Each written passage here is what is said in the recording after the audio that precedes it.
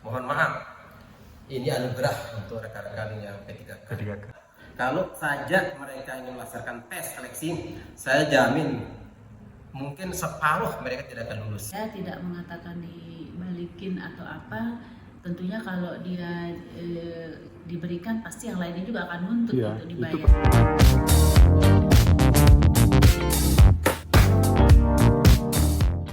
Pada intinya, masalah ini agar dia terurai dan satu pemahaman kita dan tidak menjadi bahan diskusi di luar, maka kami mengapresiasi masalah ini yang berkembang.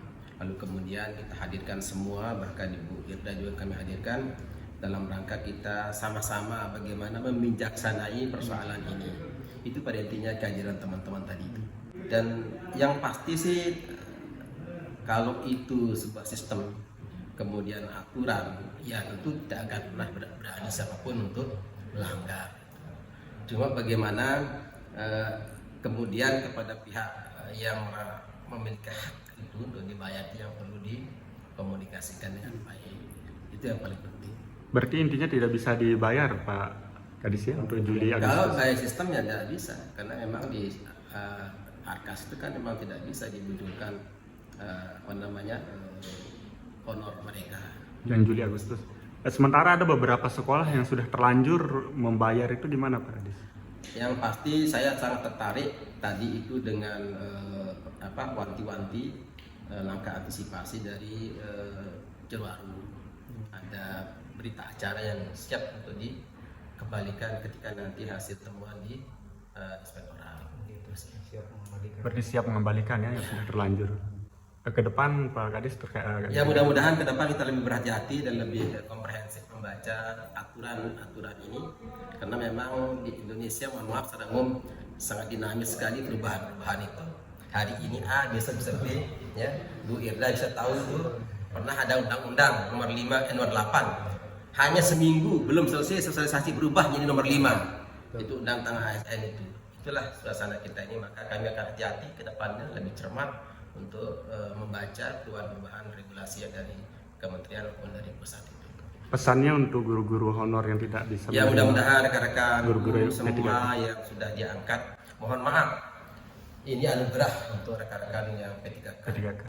Kenapa? Karena mereka ini jalan tol, tidak melalui proses yang normatif, harus melalui tes ya, dengan berjibaku mempersiapkan diri, kemudian dengan banyak saingan, tetapi mereka ini sekedar untuk mengumpulkan seluruh dokumen-dokumennya, pemberkasan tanpa tes. Ini anugerah yang mereka terima. Saya bisa katakan begitu karena kalau saja mereka ingin melaksanakan tes seleksi, saya jamin mungkin separuh mereka tidak akan lulus karena usia mereka, daya ingat mereka sudah lemah. Itu yang patut disyukuri. Karena itulah maka saya mohon dengan rendah hati rekan-rekan P3K untuk membijaksanai kondisi ini, dan silakan laksanakan tugas dengan sebaik-baiknya. Syukuri apa yang kita terima hari ini. Terima kasih. Assalamualaikum warahmatullahi wabarakatuh. Terkait dengan persoalan penggajian tenaga honorer guru ya, kemarin sebutannya non ASN guru ya. Kemudian melalui proses tadi yang sudah dijelaskan, mereka diangkat sebagai ASN P3K per 1 Juli 2023. Tetapi satu sisi Pemda itu menerima pengumuman resminya lah gitu ya, sebagai informasi resmi dari pusat ke daerah itu pada bulan Agustus tadi, kalau tidak salah tanggal 10 Agustus.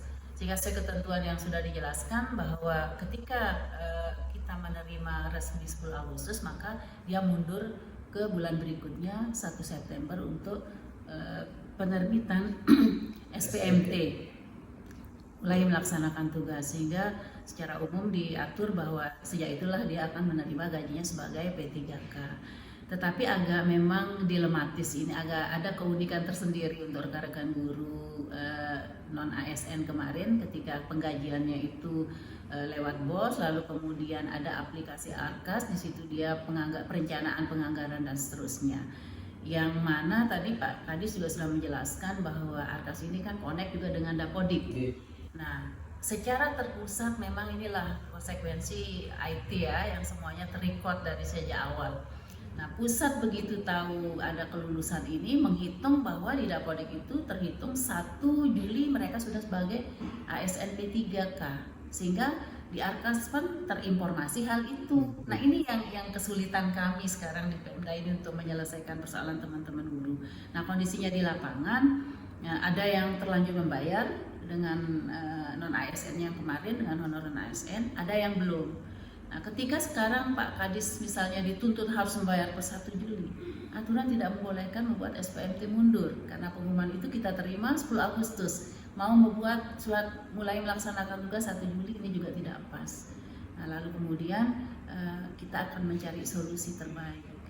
Nah, komunikasi yang paling penting, bagaimana teman-teman di kecamatan menjelaskan kesulitan ini. Ini bukan karena kita melalaikan hak-hak mereka, tidak. Lebih kepada benturan aturan dan waktu yang tidak pas. Seperti yang saya katakan tadi, andai pengumuman resmi itu munculnya bulan Juni, tentunya ini tidak masalah. Pak Kadis akan membuat SPMT per 1 Juli. Nah, ini karena Agustus adalah masalah-masalah yang muncul. Kalau yang sudah digaji ini yang menjadi pemikiran kami, karena tetap penggajiannya itu kan lewat dana bos itu kan ya Pak Kadis. Sudah terlanjur ya? Ya, sudah terlanjur. Perlakuan kita akan seperti apa? Tentunya kita akan pelajari kembali.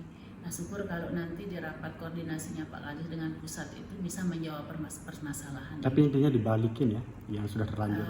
Saya tidak mengatakan dibalikin atau apa.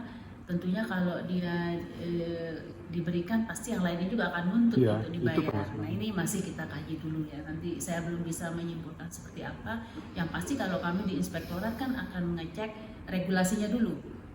Ketika di BOS itu sudah diatur sedemikian rupa, apa benturannya dengan kondisi saat ini. Nah, ini yang harus kami pelajari betul-betul sehingga bisa menjawab masalah yang sedang kita hadapi saat ini. Itu aja sih.